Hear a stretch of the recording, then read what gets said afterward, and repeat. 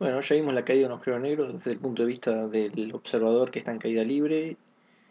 Cae a un agujero negro, pasa por el horizonte de eventos y llega a la singularidad. Ahora vamos a ver cómo se ve desde afuera, desde lejos, ¿no? Tenemos un observador estacionario distante, está mirando algún objeto caer a un agujero negro, ¿no? Lo que sea, y nosotros estamos lejos. Bien, ya vimos cómo es la perspectiva desde el objeto que cae.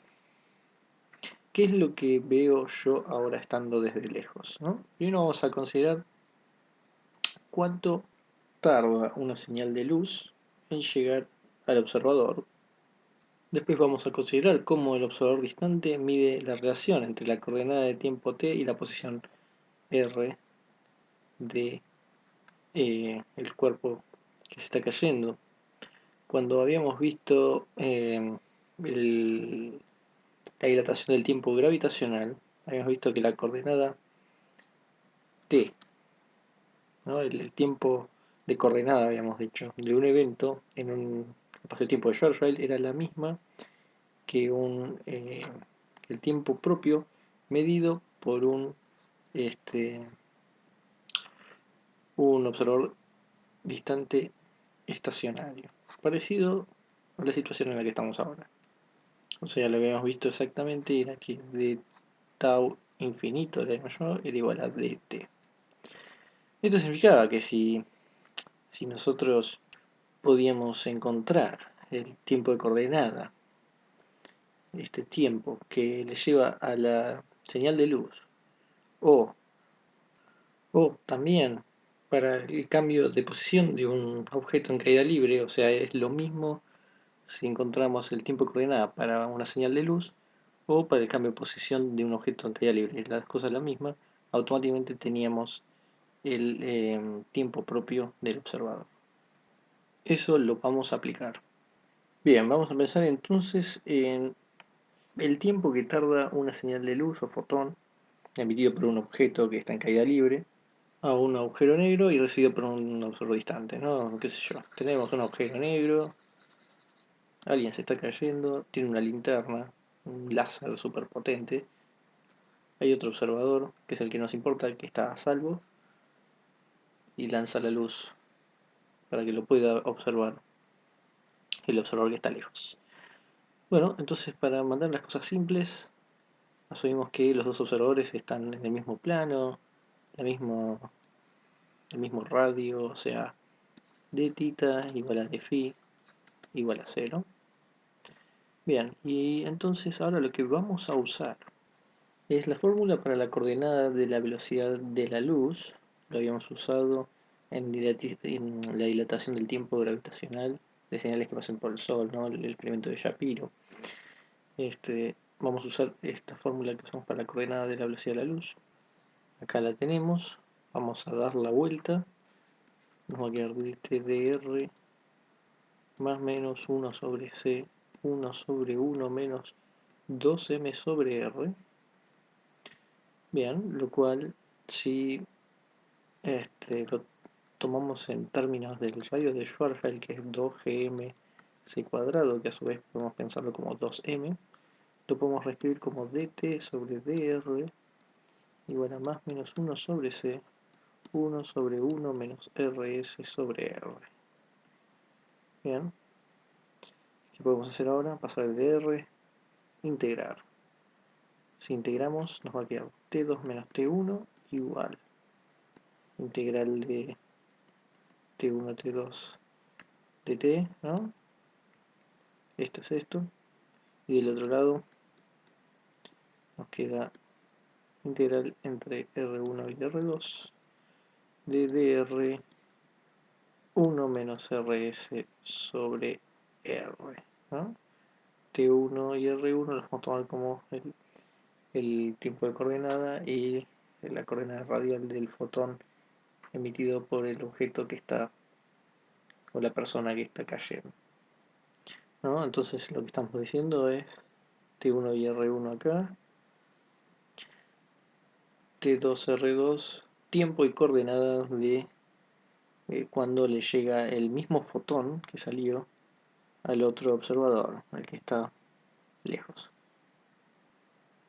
La integral esta uno la puede buscar o calcular o buscar una calculadora o usar el Wolfram Alpha de R, perdón, estoy volviendo a escribir lo mismo, ya quiero poner lo que es RS logaritmo de R menos RS más R más una constante. Bien, entonces finalmente tenemos que T2 menos T1 menos T1 va a ser igual, y ahora lo que tenemos del otro lado. Vamos a escribirlo ya en función de R2 R1 porque acá no estaba, lo estaba tomando indefinido. Eso va a ser R2 menos R1 sobre C más RS sobre C logaritmo de R2 menos RS sobre R1 menos RS. Esta es la fórmula que nos queda. ¿Qué nos dice esta ecuación? Bueno, lo primero que nos dice que si no hubiera una masa central, si digamos m igual a 0, y entonces lo que nos estamos refiriendo es que RS es igual a 0, entonces RS igual a 0, eso automáticamente hace desaparecer este término, y entonces estamos describiendo el espacio plano, y entonces el camino del fotón va a ser simplemente R2 menos R1 dividido C, ¿no? Lo que esperamos, ¿no? La velocidad, el espacio dividido velocidad tiempo, nada raro. Esa es una de las cosas que podemos ver. Otra de las cosas que podemos ver, esto vamos con la primera observación. Segunda observación, ¿qué pasa si R1 tiende a RS? Es decir, el amigo que se está cayendo al agujero negro llega al horizonte de eventos o se aproxima, ¿no? Estamos diciendo un límite, se aproxima al horizonte de eventos. Bien, si R1, RS, tenemos un problema acá. R1 tiene RS, ¿qué va a pasar con este logaritmo? Bueno, lo que ocurre es que este término tiende a infinito. Este término tiende a infinito. Y si este término tiende a infinito, significa que los tiempos tienden a infinito. Eso significa exactamente que como el tiempo de coordenada de un fotón era exactamente igual que el tiempo propio de un observador distante, eso es lo que habíamos dicho antes, eso significa que el tiempo propio del observador también va a tener infinito, y eso significa que el observador que está acá nunca va a ver el objeto o el otro observador llegar al horizonte de eventos. Se vuelve algo totalmente asintótico. El tiempo es infinito, es lo que nunca lo va a ver llegar. Si el tiempo es infinito, nunca lo va a terminar de llegar a ver. Así que bueno, tenemos una consecuencia rara. El t de llegada al horizonte de eventos es infinito, entonces nunca lo llega a ver. Llegar obviamente a este punto que es, si quieren, RS, el horizonte de eventos. Tercera observación.